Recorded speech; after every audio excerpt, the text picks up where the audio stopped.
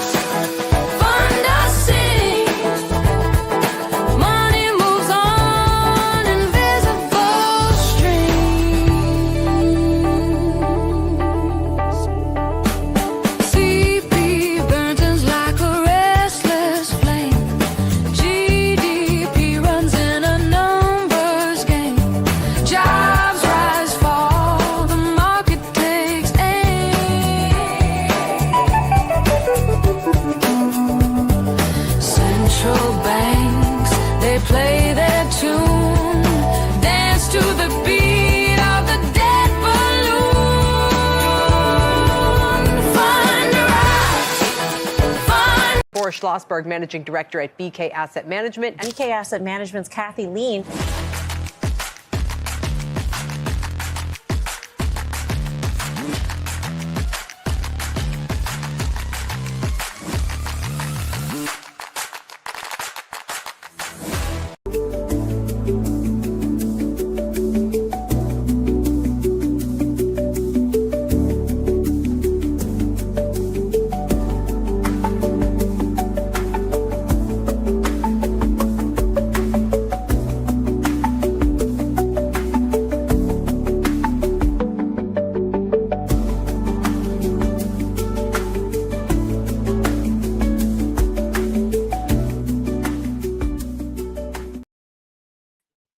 Hello. Good morning, everyone. How are you? Who's in the room this morning?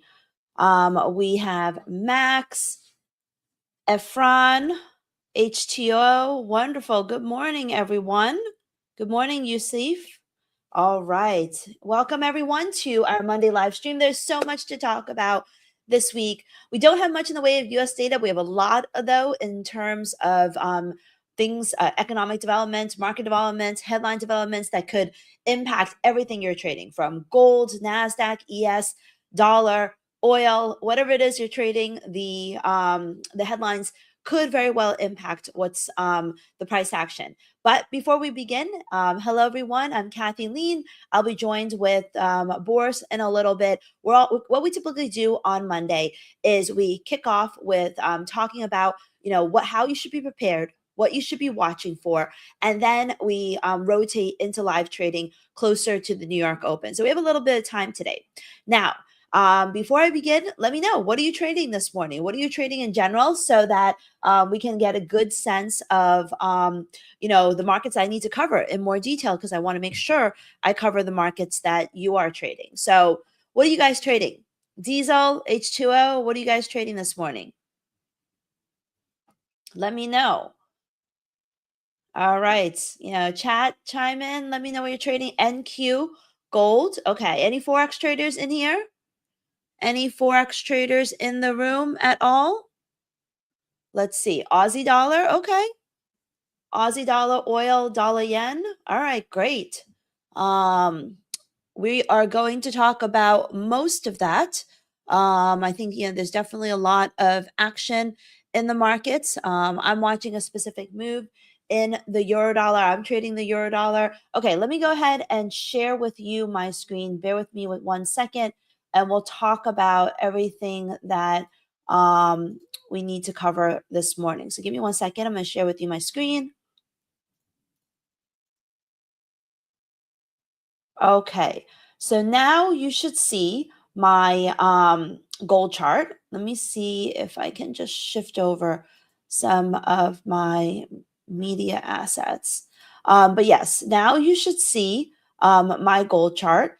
And, gold is probably the most interesting asset that we're looking at right now. Just give me 1 second. I want to kind of fix my screen here.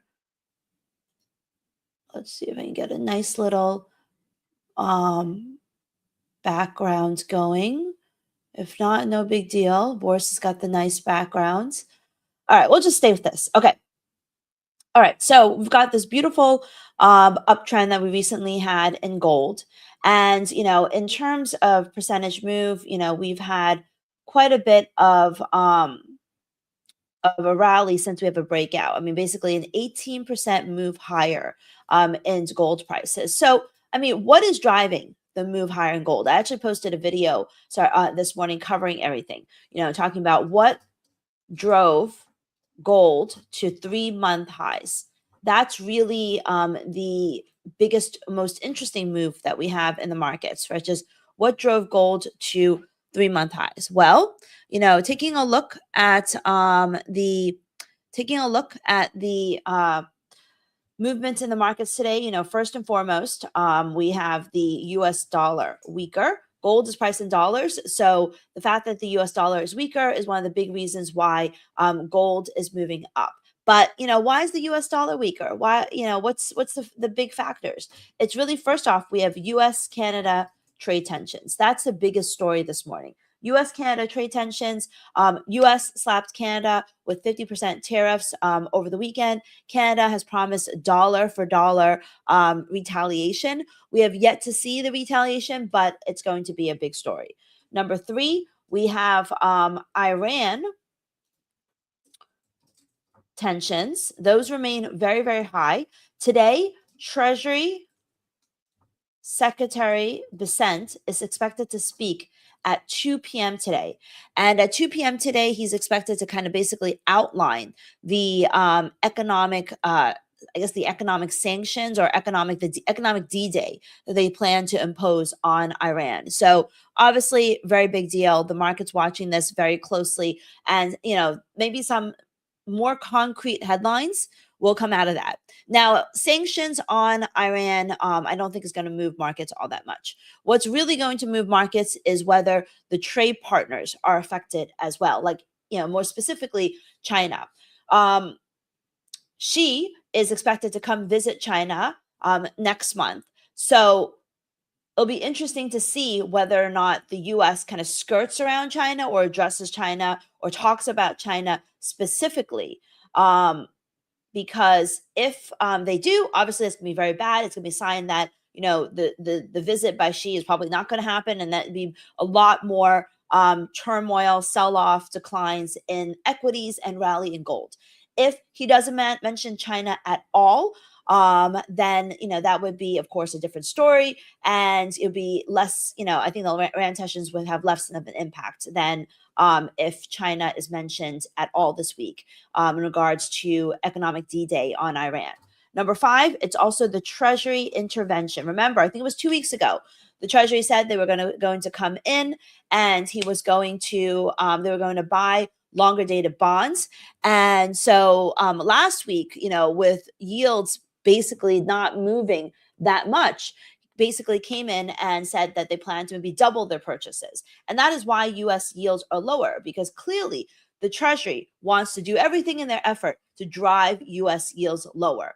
And, this is supposed to be, the Treasury and the Fed is supposed to be independent. But it'll be interesting to see whether or not the Fed actually follows through with an interest rate hike in September, because that would basically counteract the Treasury efforts. I think, there's very little chance at this stage between weaker economic data and the Treasury intervention that we'll actually get a Fed rate hike in September. But, these are the things that are impacting gold this morning, or, to start the new trading week, and they will continue to be what impacts gold for the rest of the week. And then, of course, we have the Jackson Hole Symposium. This is the central bank symposium. Oftentimes, central banks, including the Federal Reserve, may use the Jackson Hole Symposium to make big announcements, big changes in central bank policy. Now, I think, the Federal Reserve, there's still a lot of disagreement about, what they'll do next. The only big announcement that we'll have, which could be not necessarily a big announcement, but an intention to really change how often the central bank meets. I mean, that's really what we got out of the last Fed minutes, which is that instead of 8 meetings a year, they want to do 6 meetings a year. So I think we're going to hear more about that at the Jackson Hole Symposium. How market moving is that? I don't really think it's that market moving. I had a question from Ben, is she visiting Canada? She is scheduled to meet Trump in Washington. So, that is really the main in next month. And so that is really what we're going to be looking forward to, because the thing is there going to be language suggesting that maybe the meeting won't happen? If you remember, when they had their last meeting, it was, delayed. And, there's a lot of headlines suggesting that, relationships has soured, improved, whatever. But, the fact that usually the visit is supposed to happen, means that headlines related to China and U.S. is something that you should expect in the coming weeks. And the market will be dissecting each and every one of them very carefully. So these are the things that drove gold to 3-month highs. And so everyone's wondering, how much further can gold rise? I mean, taking a look at our fibs, and we've got a fib drawn from the January high to basically the year-to-date high, the year-to-date low. So I actually posted this on Friday. It was my post on how much further can gold rise. And I said it can. At that time, we were down here. I said at least we can get to 50% fib, which is right around 4,800. But I think we're going to come up to this level here, 4,900. And at that point, the gold is a very sentiment-driven asset, loves to gravitate towards big round numbers. So 5,000 is pretty much the next target level that a lot of people have for gold if none of these change. And I don't think any of these things are going to change easily and quickly. I don't think the Fed Treasury is going to back up on their comments to buy bonds. I don't think the U.S.-Canada trade tensions, these things could have changed very quickly, but I don't think that's the main driver of gold strength. Iran tensions, I don't think that's going to improve. Jackson Hole Symposium, I don't think anything new is going to come out of there. And U.S. dollar, I expect to continue to weaken. So this is why I think gold is going to continue to move up. Now, the interesting question is, how could this impact the NASDAQ? Well, NASDAQ signs of a double top look like we're rolling over. If we draw the fibs from the year-to-date low to the year-to-date high, we are sitting right at the 23.6% fib, which is where we kind of found support here, here. Not significant support. 38.50 is much more significant, but NASDAQ is kind of pulled in two directions, right? In one direction, we have the Treasury basically driving yields lower, which is good for stocks, good for the NASDAQ. But on the other hand, we have really crappy data. We had a retail sales week. We had non-farm payrolls week. This week, we have the PCE deflator, personal income, personal spending. All of that is expected to be softer as well. So all of that could very much impact impact how the NASDAQ trades, because I don't think we're going to be in a situation where we're going to see any type of good data. I don't think we're going to see, any good news from the US. I think it's mostly going to be bad news. I think we're probably going to see more weakness than strength.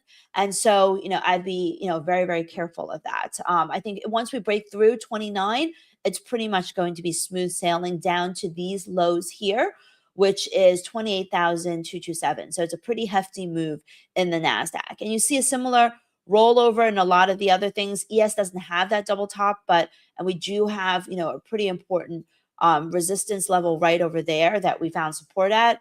But, watch yields. Right now, oil is lower, indicating that the market doesn't really care too much about the sanctions or the economic restrictions on Iran specifically.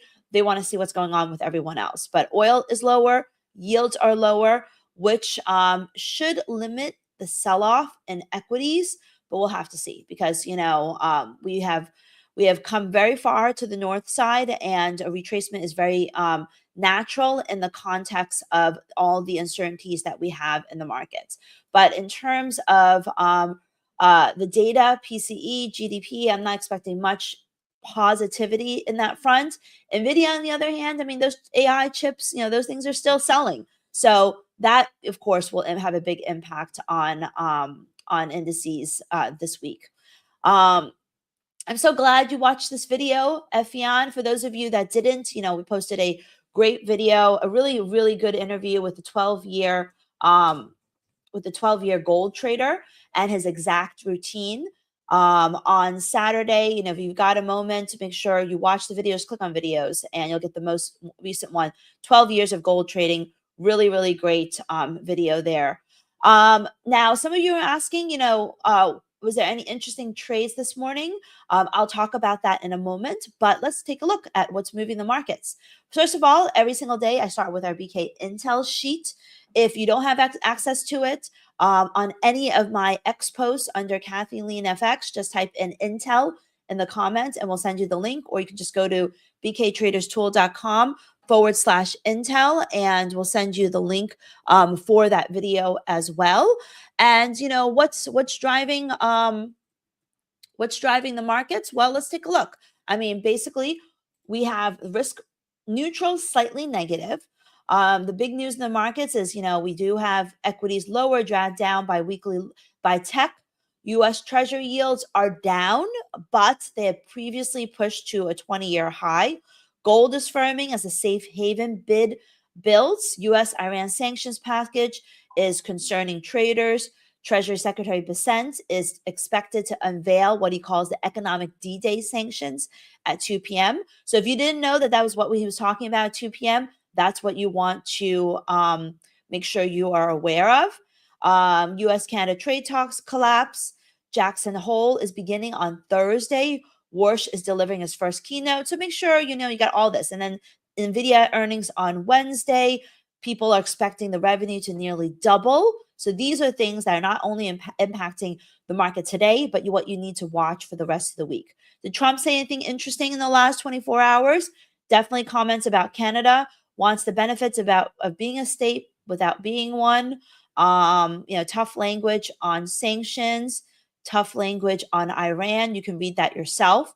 Fed Watch. Okay, I made a bet earlier today that in about a month, this whole Canada thing is going to be totally resolved in typical, Trump fashion. Like they're going to pretty much end up with theirs at the same point, but it's all going to be, resolved. I'm almost certain that it's going to be a tempest in a teapot, but we'll see how it goes. I mean, it seems like the modus operandus of Trump. You deliver a big breaking announcement, maybe stocks fall, maybe his coonies come in and buy stocks, and then you make the big announcement, the opposite announcement, and everything rallies. We all know that Trump measures his self-worth based upon how equities are doing. So right now, equities haven't fallen that much, but if they do, he can easily turn things around with any positive comment.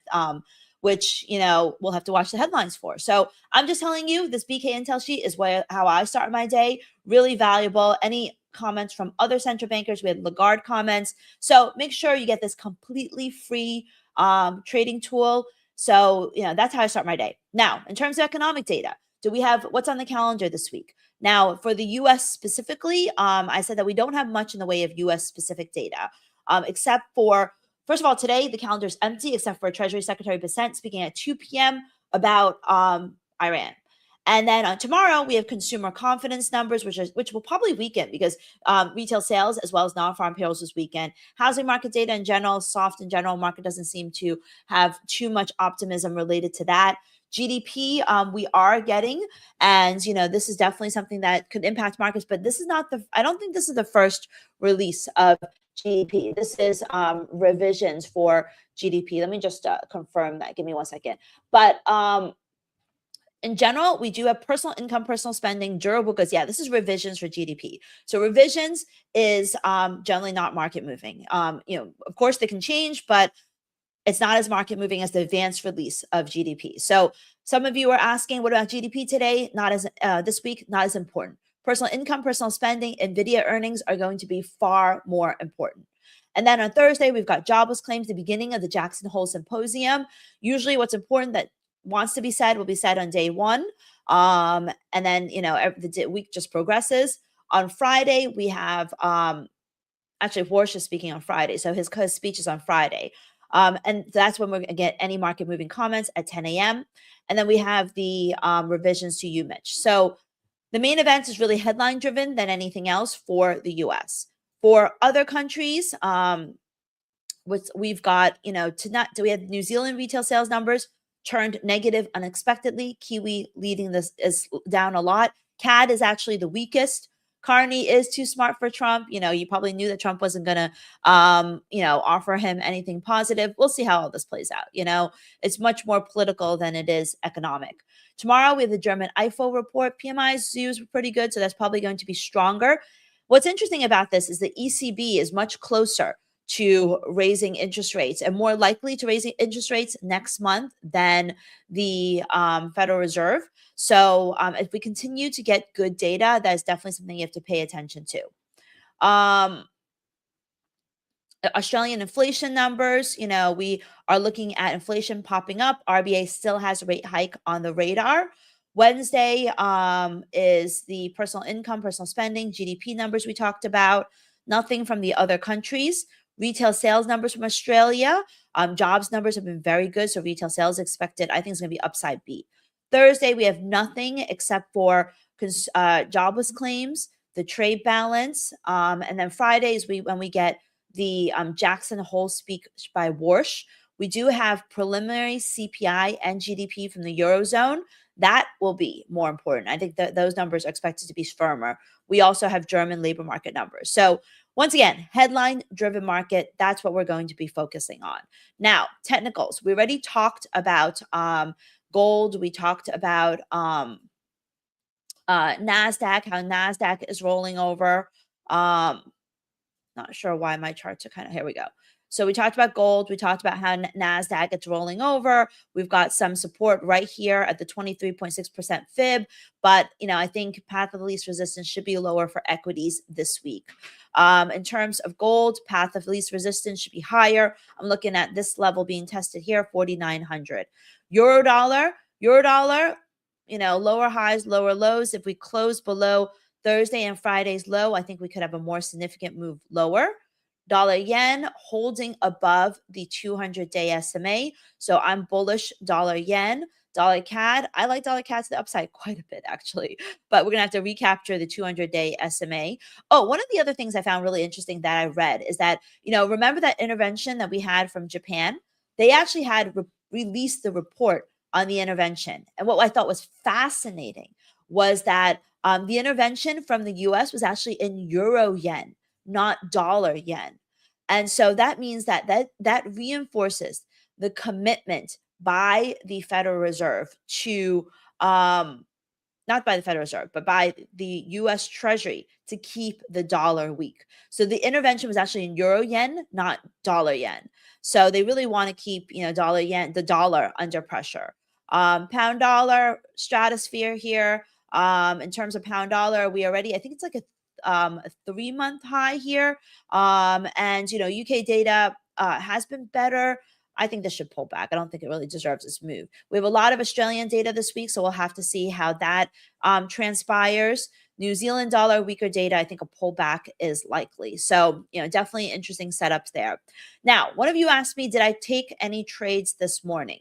Well, one of the trades that I am in is actually a Forex trade. And it's actually a video that I posted on YouTube that got, quite a bit of views. It's this one right over here. The overnight range breakout strategy most traders ignore.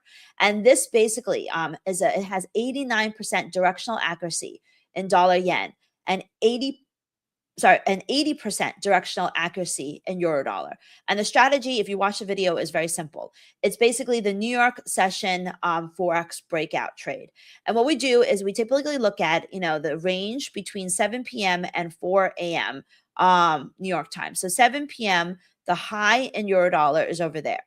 The low in the euro dollar is right over here. So you look at the first 15-minute close in the euro dollar. So you see that the first 15-minute close in the euro dollar is to the downside. So we get a first 15-minute close to the downside.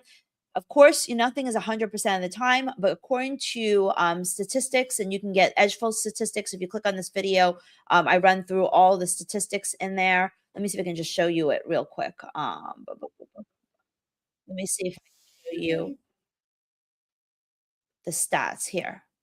It shows you that 89% chance that if we have an Asia session breakout, it will be a green candle day in dollar yen. And where's euro dollar? I'm sure I had euro dollar here somewhere. But you can watch the video yourself. You can click here to find the data. But 89% chance that we have a green candle, 80% chance we have a red candle in euro dollar. So we broke to the downside. So I'm actually short euros because I like the way it's trading on the daily chart. Dollar yen, I'm also long dollar yen against the 200 SMA because the range, the Asia session range high was this. And the Asia session range low, actually no, Asia session range high 4 a.m. candle was this. Asia session range low, 7 p.m. candle was, this is obviously the low. So this is the low. First candle breakout is the green candle. Now we did not hold, so I don't love that, but my entry is pretty much right at these levels here against the shorter term EMAs. So we'll see, whether or not this actually holds, but I am long dollar yen and I am long euro dollar against what the data tells me, plus the fact that I really like the fact that dollar yen is holding the 200 SMA. So I like it from a moving average perspective. I like it from a data perspective.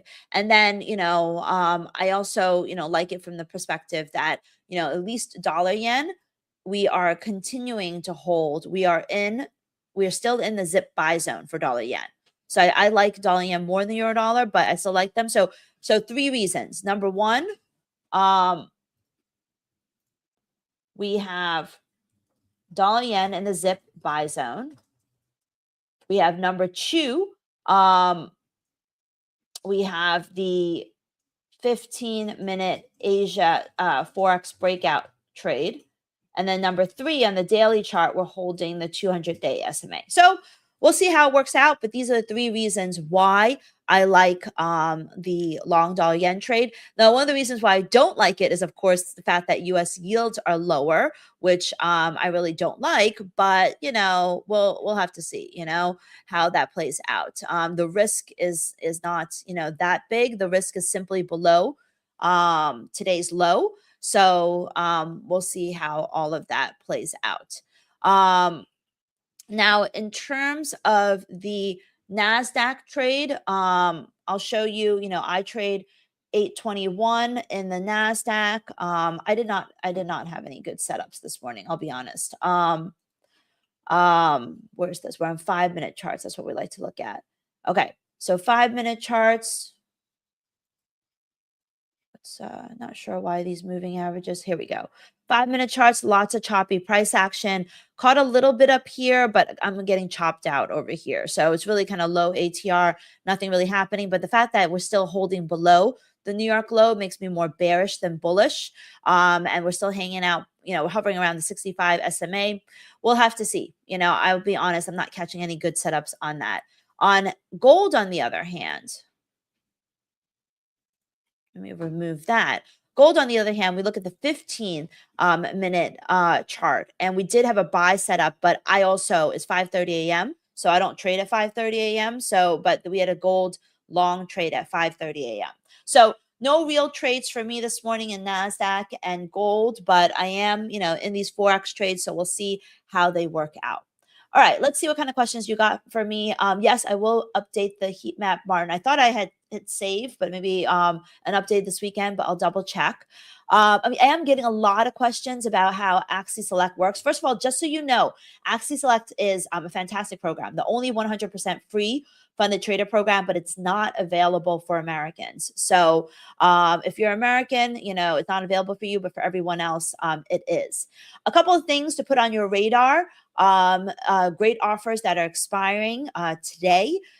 Take Profit Trader, the number one favorite prop firm for professional funded traders, those who are actually getting funded and working on their payouts. They love Take Profit because you can get paid out from day one on your funded account. They also have no minimum profitable days, no withdrawal caps, and a very simple program. They don't have like 20 programs for you to choose from. They have one program, and that's pretty much it. And the program is basically includes the best terms for traders, which is why they don't feel like they need a complicated set of programs. So this offer ends today. They've never done 50% off for life, along with dropping the minimum trading days on the evals from 5 to 3. So use code EDGE. The 50K is the most popular. Use code EDGE, and this comes down to $85 a month. They do have a monthly charge, which is different from Apex, Tradeify, and Lucid, but they have much simpler terms. They also have day one payouts, so traders like that about them a lot. And then the other great offer that's expiring is Ola Prime, their one-step boost offer, which is 500 times lever on the Forex accounts. That's also coming to an end soon. Make sure you go click on bit.ly Ola Edge. You can also use the code EDGE, and you'll get all of the best discounts that Ola Prime is offering at this time for those of you that are Forex CFD traders. All right. So that's pretty much what I'm looking at. And I think Boris popped out for a second. So any questions from me, my friends, while we wait for Boris to come back on? Hi, I had some issues with. Hi, no problem. So remember, everyone, most important events to pay attention to this week is going to be Warsh talking, trade headlines, retaliation from China, Jackson Hole, as well as anything related to Iran. All right. So if you have any questions, feel free to ping me, and I will be more than happy to answer them. All right. In terms of whether AxiSelect is available in the UK, I think they're also not available in the UK, but you have to check yourself. Just go to axiselect.com. All right. Have a great one. Have a great trading week. We'll be with you throughout the week. Make sure you don't miss out on the big offers that are expiring. Take Profit Trader. I mean, I know who loves Take Profit Trader in the room. Anybody trading with Take Profit Trader? I do. They're great. They're great. And this, just remember, guys, this deal is a lifetime deal. Like, you lock it in, you're going to get that discount for the lifetime of the subscription for the product, which is a very, very good deal. So take advantage of it if you can. I don't think they're going to repeat it anytime soon. All right. If not, have a great one. I will see you all soon. All right, awesome. Thanks, Kay. Thank you so much. All right, we're going to switch views here. Just one sec, guys. Just bear with me a sec here. Okay, we're going to switch views to my Apex view. Good morning, guys. Good morning. Okay, looking good. All right, everything is looking good. Give me a +1 if you guys. Oh, hold on a second. What is this? Why? What's going on here?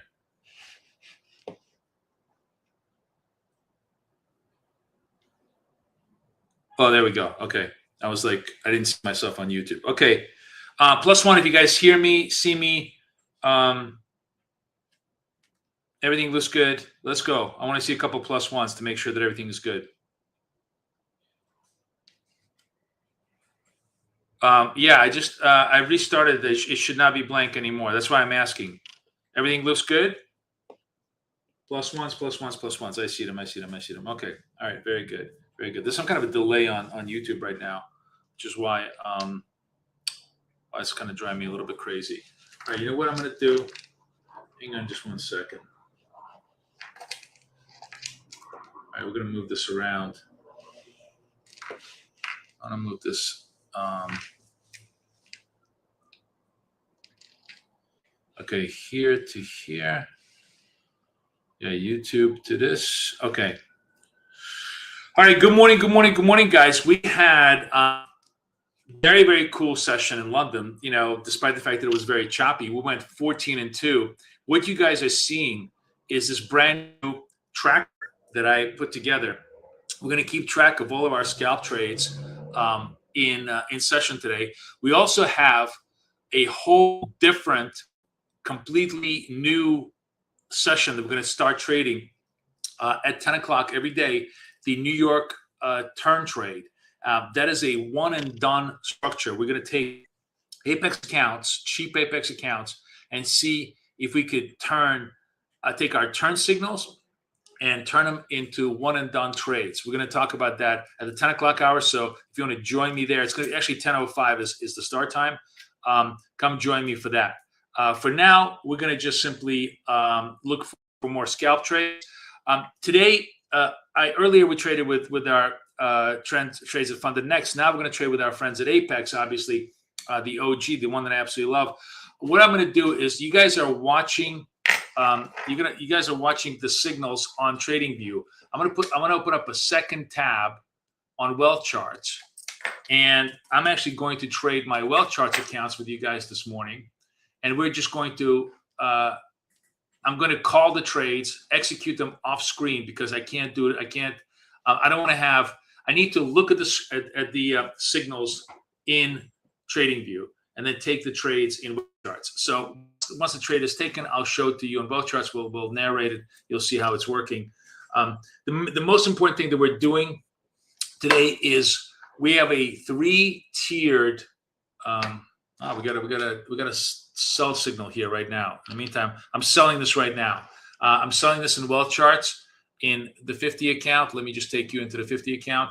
I'm short this mainly because red dot against the prior day low. It's a session level trade. We're just trying to take the little scalp over here, see if we can get it done. So ATR is 11, right? A little bit too close for comfort for my 820 structure. What I was going to tell you is that we are basically, as a matter of fact, you know what? Let's adjust this a little bit. We'll make it a little bit wider over here. I want to. It's really got to be like a 30 ATR.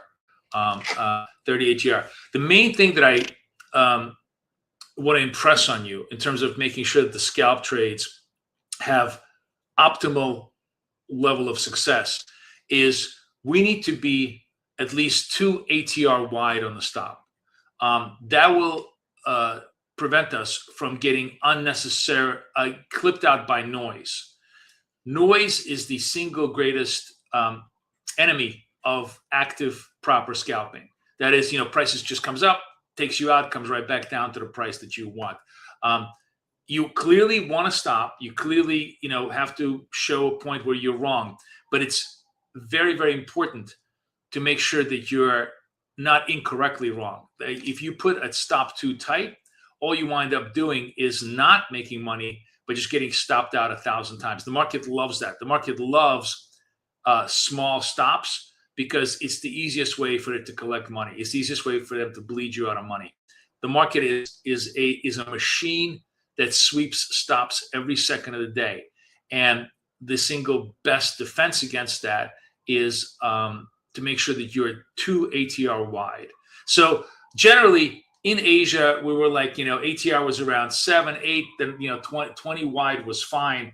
Once we get into like the 12s to 13s, it should be 30 wide with a 12 target, right?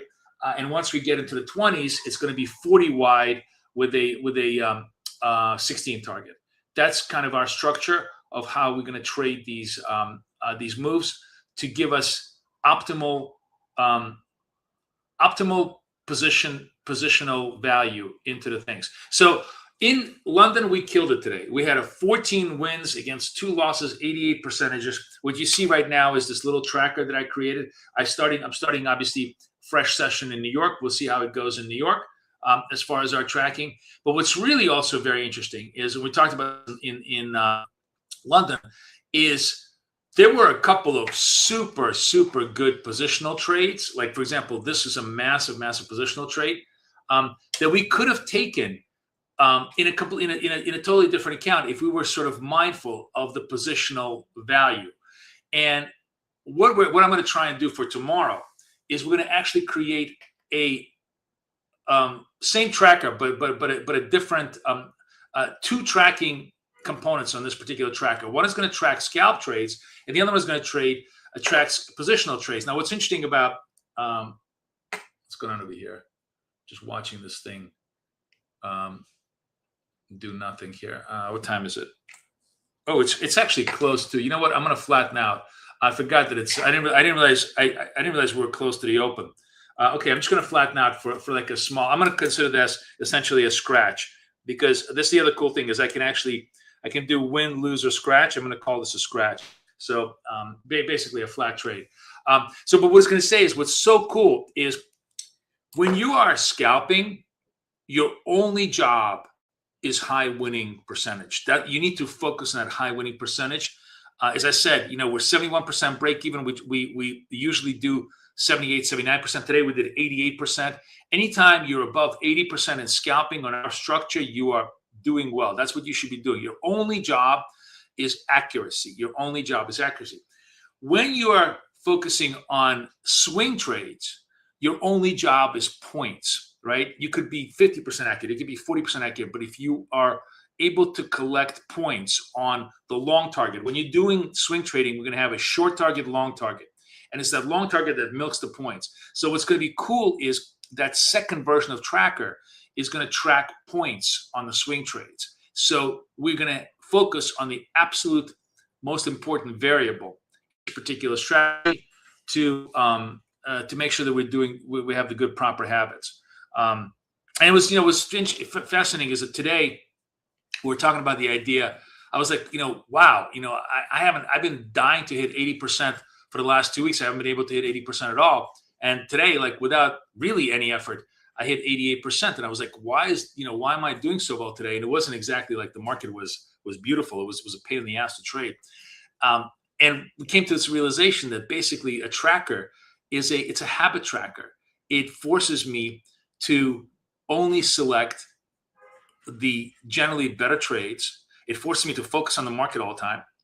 It basically forced me into good habits, improve my habits just by being there. So I'm hoping that the swing tracker, or the swing component of the track, is going to be the same thing. And hopefully, I know there's a lot of people in the room that like to trade for points instead of percentages. And I'm really, really hoping that this week we're going to be able to do that as well. In terms of structure.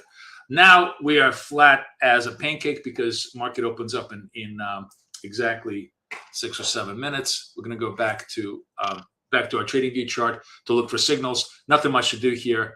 It's pretty quiet. I'm going to chill. If this was not 5 minutes before the open, if this was I'm actually, you know what? Hang on a second. I'm actually still logged into my other account. Let me just log out of this. Hang on. Let me log into Apex's account. Shit. Okay, hang on. Never mind.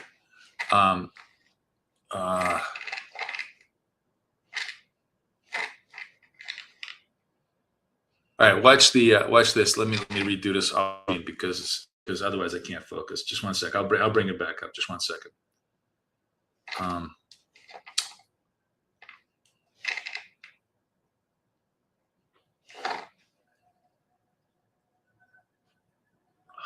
Fuck.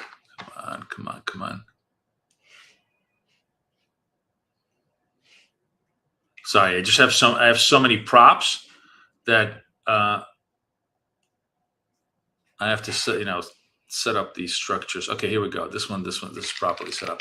Okay, good. You guys can see the trade, right? What's going on over here? What is this? I've got to get rid of this. Okay, now it's clean. Okay. Okay, good. So we're opening up in 2 minutes, 7 minutes, yeah, whatever. So I'm going to trade wealth charts accounts, like I said, instead of my Trade of 8 accounts with you guys. And then I'm also we are going to, at the 10 o'clock hour, trade my Trade of 8s one and dones in a very particular fashion, for the turn trade, which will be very interesting for those of you who want to get funded in one single trade. You can come join us, see how we can try and do that off the between 10 and 12, the New York Open turn trade, where usually price action reverses whatever levels it hits, and that reversal in of itself usually gives us enough points to be able to get funded off one trade. That's the thesis that we're going to follow, and I'll be trading this every single day this week. So you guys hopefully can get that done. This is really only possible with our friends at Apex, who provide super inexpensive accounts and really have the best rules in terms of if you get funded in one trade, they're more than happy to fund you in one trade. The rules for funding are very different than the rules for the payout accounts, which is why we trade the payout accounts completely differently from the funding. Like, in other words, you have to be super aggressive on one side and then super defensive on the other side, which is very very cool. Yes. Good morning, astrologer. How are you? Good to see you, my friend. Yeah. So I think you guys are gonna enjoy all of these new things that we're putting in together. One thing I talked about this in London. I definitely want to talk about this in New York. The single most important thing you can do if you're holding funded account, if you're holding accounts that are in payout mode, is rotate your accounts. You need to have at least 5, ideally 10 funded accounts, and you want to rotate after every single trade, win, lose, or draw. That alone is going to reduce your risk buy, if you have 10 accounts, buy a third. And hang on, I'll tell you what I'll show you the math in just 1 second, because I ran the math over the weekend. This is not me talking. This is literally math, statistical math. But look at this drop. Holy shit. We have a total pop and drop here. The why is the New York, is my New York, what's going on here? Is my New York needs to be adjusted?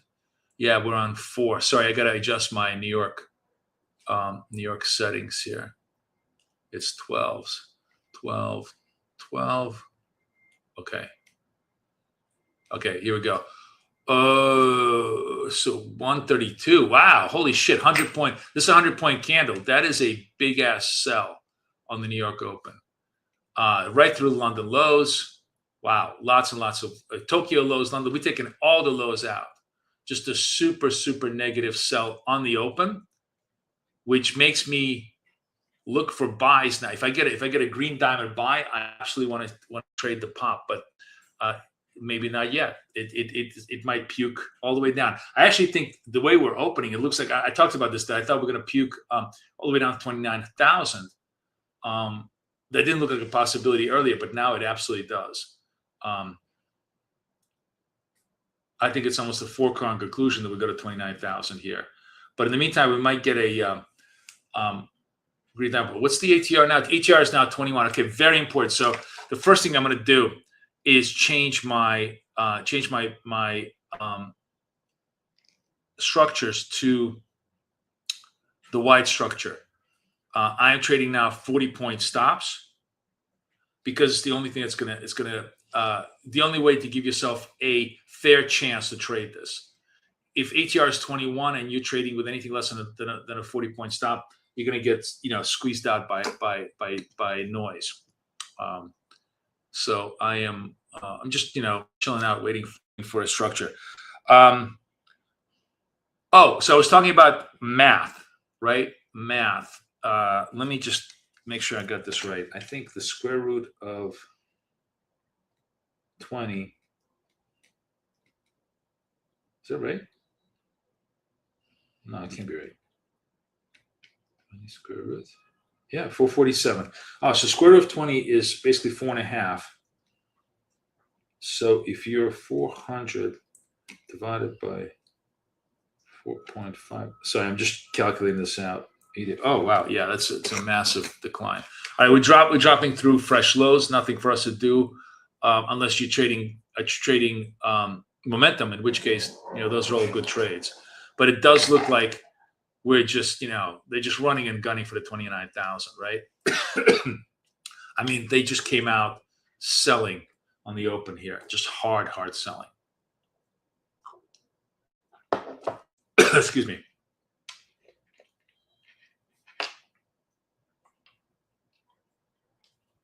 So here's what I wanted to show you. Suppose you have a strategy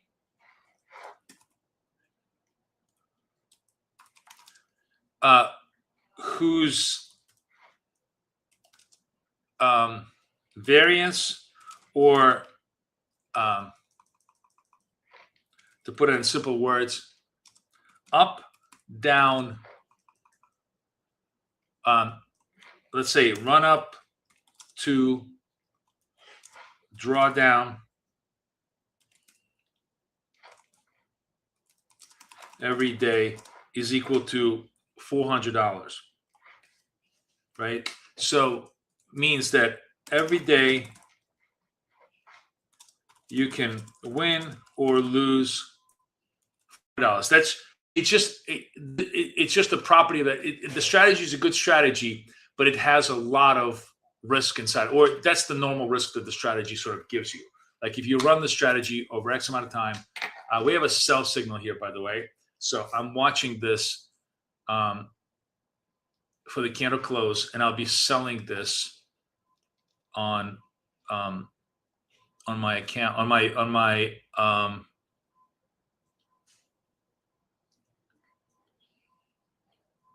2-1 sell. Let's see if I can get into the trade. Yeah, I'm in the trade. Let me show you.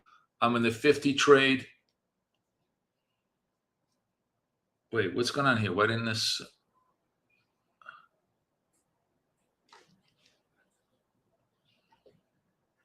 Where's my stops and targets? Okay, I'm going to flatten out. I don't know what's going on over here. Why didn't it do my stops and targets? Huh. All right, anyways, that was a short here. 12 to 98. That was a good clean short. What's going on here? Why is this doing this? My stops and targets.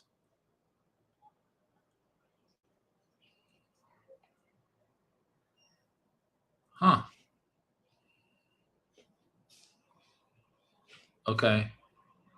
Oh shit. Sorry guys. 64. I forgot to save it. I'm sorry. Just bear with me. Fuck. Okay, apply. All right. Anyways, that was a win. I'm going to count that as a win because that worked. So we'll pop it on our screen. But I was doing it in well charts and I forgot it was set at 0-0. So I basically manually exited the position. But anyways, that worked because we shorted over here. It was plus 12. Nice clean trade. Here's the New York session. Anyways, just I'm not going to bore you with the math. I'm just going to explain to you why multiple account rotating through accounts absolutely removes the risk of blow up every single day. So imagine you win at 400, you lose 400. You have $2,000 of drawdown. 5 bad days and you're blown out of the account, right? Give me a +1 if you understand that.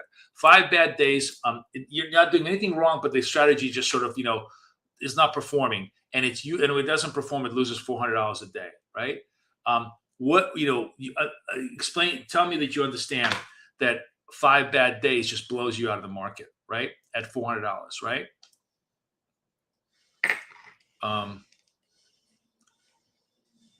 I'm watching this trade again right over here as another potential sell here. In this case, because these are reds, the green against the reds is a sell signal for us. So I'm going to just wait for this candle to close. I'm going to try and sell this if we can. If it doesn't, it goes away. So no signal. No signal. The signal is we're basically selling the retrace trade. And if it stays as a retrace trade, I'll be able to sell it. I'll let you know. So far, no signal. No signal. No, it was a great signal. Sometimes I think those green candles are like great as an intra candle signal, but then you never know because sometimes it just races against you. You have to wait for the candle to close. All right, no trade. No trade. New York lows at 29,082, so on and so forth.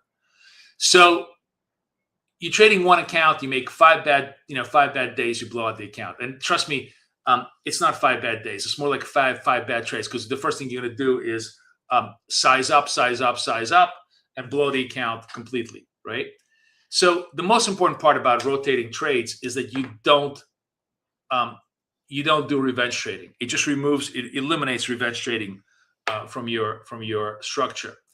But mathematically, here's what happens: if you have the same strategy, but you're trading it across 10 accounts, right? Your volatility, the expected decline per each account becomes the square root of 10, which is the square root of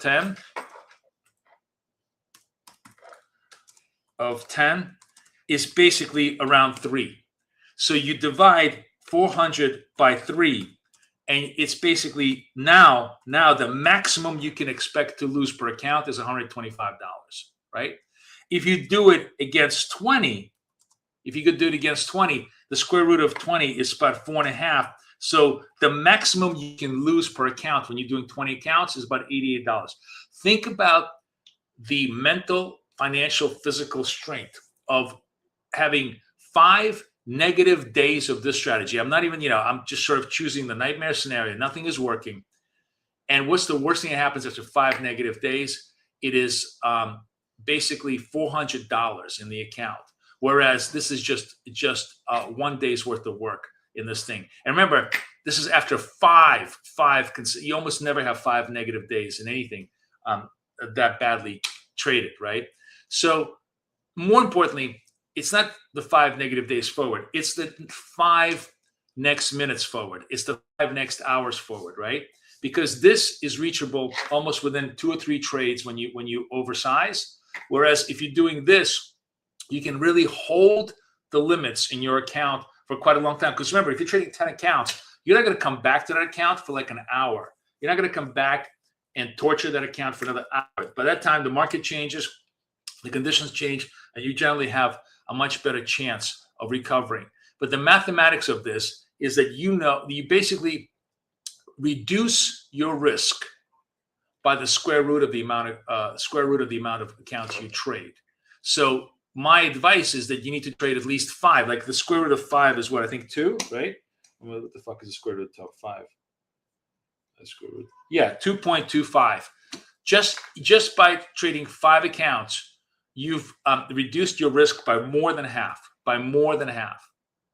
You're not doing anything differently. You're choosing the same trades, doing the same size, whatever. But you are just now reduced your risk. And also the flip side of this, by the way, for those of you who are risk junkies, is because you reduced your risk by 2. You can actually increase if you want to keep the same risk. Let's say, I don't know, you don't care, or you think, my strategy is low risk enough that I can keep size. You can double your size while maintaining your risk. All right, we got a sell signal here into the New York lows. 20 seconds left. I'm going to sell this. I'm just waiting for it to complete. Damn it, it's coming down against me. 5, 4, 3, 2, 1. Sell. All right, I'm short this. Now you see my targets are over here, and I'm going to just flatten out. I'm taking very quick trades here because here, its market is very much near New York session lows, and it could bounce back up. I'm fully expecting to kind of bounce back up. But it made target. It was good. We move on to the next one. So we're in good shape. Okay, perfect. This is exactly what I need. The other thing that we'll talk about in coaching this weekend is there are so many little rules that everybody puts in front of you. One of them is that you need $50 a day just to keep the account from getting in arrears, like what's called a non-active account. And this is the easiest way to do this. Look at this. This account, $50. I don't have to touch this account for the rest of the day because it's already reached what I needed to do for the day, and I can just move on to the next one. So at this point right now, this account is retired for me for the rest of the day because it satisfied the critical component of the prop rule. And we'll talk in coaching about how we're gonna drive all these accounts to funding because I completely and totally deconstructed the rules of all these prop firms. And they're actually the exact opposite of how everybody behaves. Yep, torture the account. Exactly. We all torture the account. Look at this, 29,021. Did I not tell you 29,000 of you? We're definitely going to bust this baby. We are going to bust this baby down. And the key thing that I want to be watching at that point is, all right, so everybody understands the shortcut. You want to reduce your risk, rotate accounts. The number of accounts is you rotate the formula is square root of the number of the accounts. It's very, very simple. 5 is 2, 10 is 3, 20 is 4.5. You'd reduce your risk by 2.25, by 3, by 4.5 times anytime you rotate accounts. That's the shorthand. I don't want to annoy everybody with basic algebraic math, but that is how things work, and it's super, super cool. I mean, again, as I said to you, that's not anything I made up. That is pure statistical math and believe me, I ran a whole bunch of stuff with. Why is this not going away? What's going away here? How do we make this go away?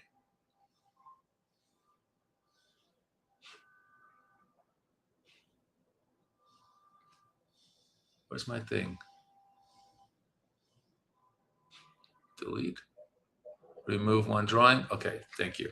Ooh, look at this. We are through 21s. We are just getting crushed, right? This is hopefully going to set us up, by the way, for a one and done trade. Might be a one and done trade early. So I'm actually going to tell you. So I have a whole bunch of accounts that are just fresh accounts that I bought. Please go buy some. If you don't have some, go buy some fresh Apex accounts for like $19. This is the best accounts you want to get them with. Let me show you. Hang on. No. I'll just take you directly to it. I don't want to log into my thing because I already bought them. This is the accounts you want to buy. I'm just going to show you the accounts you want to buy. You want to buy the 50K intraday trail. For what we do, you want this intraday trail standard 5-pack. Just buy the 5-pack right now, and you will have lots and lots of accounts this week to be able to see if you can get funded.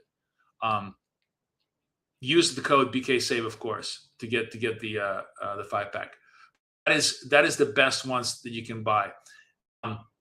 If you really are super confident and you're kind of thinking ahead, you can buy the no activation, because if you buy the no activation, you don't have to pay any activation fees afterwards. But for those of you who are new and don't want to, my recommendation is this. This will you only risk $19 an account. That's fine. Maybe you get one of these 5 funded. That'll be good enough for you to start with. I just want you to experience it when it plays out.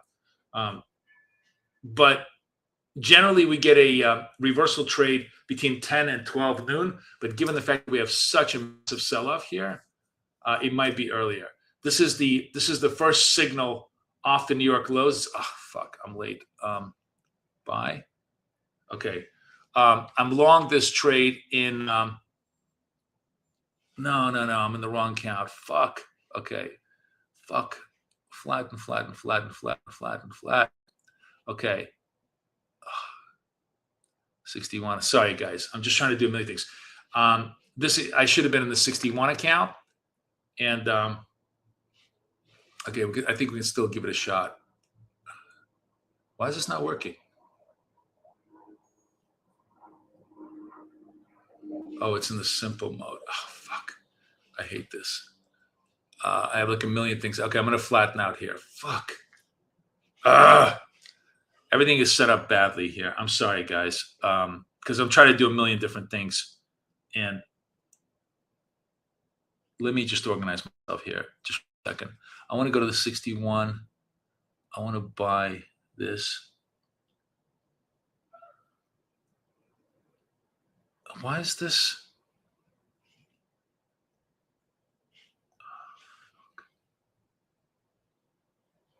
Apply.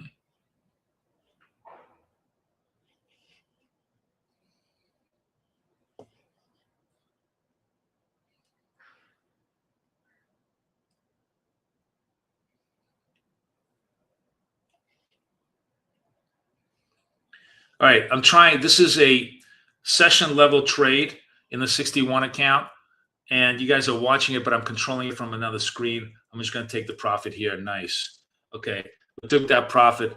I could have taken a little bit more, but it's hard. It's hard for me to manage it. So I'm managing it off my. I can't manage and showcase the screen, so I'm showcasing the screen. The great thing about well charts is I can manage it off a different screen and you guys see the results. But basically, this was the bounce of New York session lows, the green diamond. That's, by the way, a classic turn trade for us on a one and done. But in this case, it just came super early. So we'll see if they want to revisit the lows again between 10 and 12 and see if we can get maybe one and dones over there. In order to have done a one and done, which is a complete, separate structure, we needed to size it up and traded hard. It's just 204 to, it would have just missed us anyways. We needed 37 points. So I don't think it was quite yet ready to pop. So we may still have an opportunity in the 10 to 12 hours to do this. But in the meantime, as just a pure, clean level session trade, this was a good trade. But it needed large stop. It needed that 40-point stop to absorb all of that ATR now is actually 32. Now, once it gets to 32s, it's really not intelligent to want to scalp. because there's too much risk. You really have to do a 60-point risk to kind of survive this. Remember, what this is telling you is that the average candle is 32 points. So if you want to survive just the retrace within the average candle, you have to have a stop larger. But if you want to trade scalping, you got to give yourself really 2 times, or at least 1.5 times the size. Now, once you get into the 50-point, 60-point candles, that's like $100 risk per trade. It's too much. You don't need it. There's no, you don't need to do that. You don't need to assume, you can just wait for things to calm down a little bit till ATR gets into the 20s, and the opportunities will stay. It's not like there's no opportunities. There's going to be 1,000 opportunities throughout the day. The question is, do I want to take an opportunity in a highly turbulent sea, or do I want to take an opportunity in a calmer sea, right? Even if you think there's a chance to to hit target, you're swimming in a very turbulent sea, and that by itself could capsize you before you reach your target. That's what this is telling you. So one of the interesting things that I kind of realized is that we don't necessarily need to chase the 9:30 to 10 o'clock high ATR trades to do well. As a matter of fact, if you look at all of my P&Ls, the worst time is always the 9 to 10 o'clock hour, mainly because I'm chasing these high ATRs. And the best time, like London, we kill it. We kill it because the ATRs are low. And your job is, to collect scalps. So your job is not to be a hero and take massive risk in high volatility environments. So hopefully you guys appreciate that.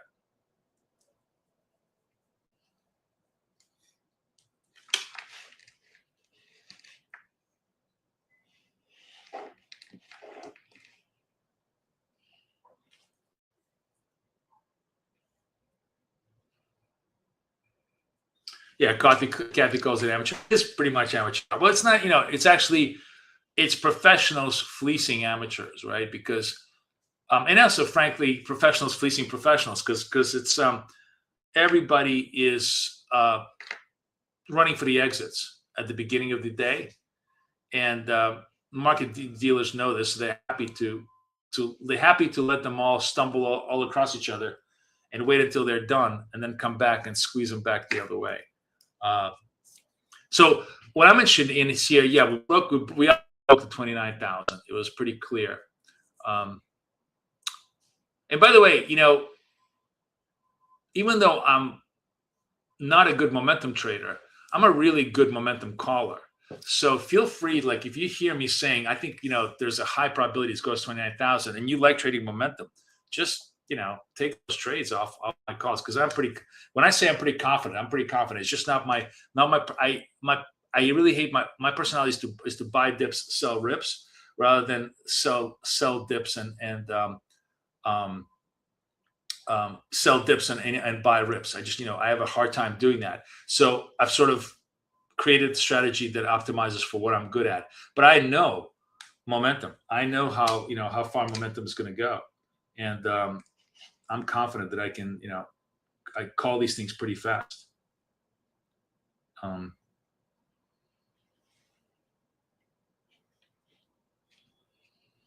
Here we are, fresh, basically double bottom New York low here. Let's see where we go here. Okay. Let's see if we can get a green diamond move here. That would be a higher move, and we could trade that to the upside.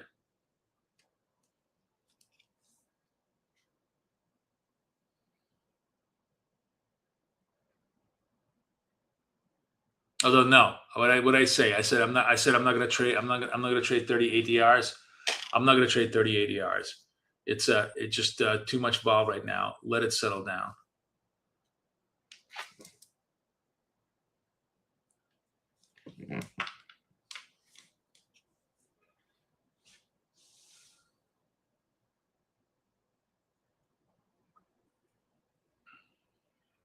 Even if it just comes down under 30, that would be a good sign for us to just this is the hardest part, is for me to sit on my hands here and not do anything if signals show up. But that really is something that we should be doing. We should be very mindful of wide volatility regimes, because they're not your friend. Oh shit! It's almost 10 o'clock.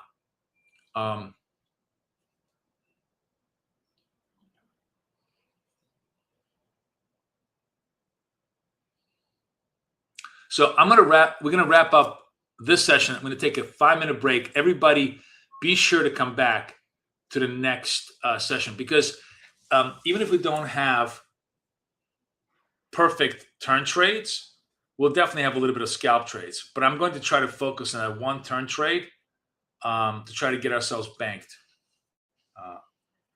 So I'm going to give it like 2 more minutes here.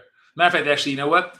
Let's wrap up the session right now, but come back at 10:05. I'm going to open up a new room, and we're going to focus just on the turn trade for those of you guys that want to trade. Now, today is, we didn't do a lot of scalping today. I'm basically two for one, right? No, we're 201. Actually, not bad. It's still 100% on my scalping, but that's just only 2 scalps today. Because Kay took up a lot of time. Tomorrow, obviously, we run for 4 hours, so you'll get a lot more trades. Generally, we try to do between 15 and 20 trades in those 4 hours. So we'll see how we can keep the party going. But and we're going to introduce positional trades too. I'm going to introduce swing trades into it. But anyways, let's just wrap this up. Let's come back because I have the other live scheduled. So I want everybody in the other live, and we'll reconvene then. Okay, guys, I'll see you in literally 5 to 10 minutes.